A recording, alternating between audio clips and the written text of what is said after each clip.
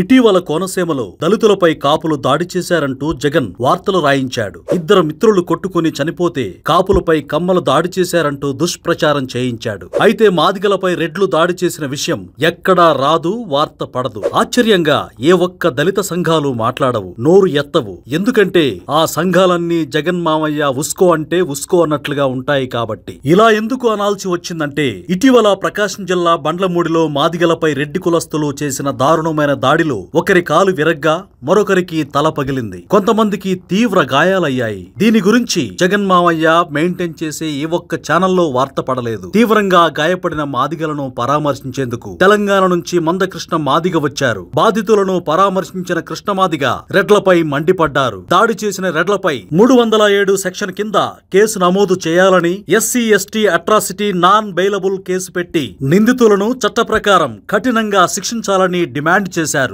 దీనిపై రాష్ట్ర వ్యాప్తంగా మాదిగ రిజర్వేషన్ పోరాట సమితి కింద ప్రత్యేక ఉద్యమ కార్యాచరణ రూపొందించబోతున్నట్లు వెల్లడించారు. నిత్యం కుల రాజకీయాలు చేస్తూ కుల విద్వేషాలు రెచ్చగొడుతూ రాష్ట్ర ప్రజల మైండ్ సెట్లను పొల్యూట్ చేస్తున్న వైసీపీ మీడియా ఈ వార్త కవర్ చేయలేదు. ఎందుకంటే దాడి చేసింది వైసీపీ వారే కాబట్టి.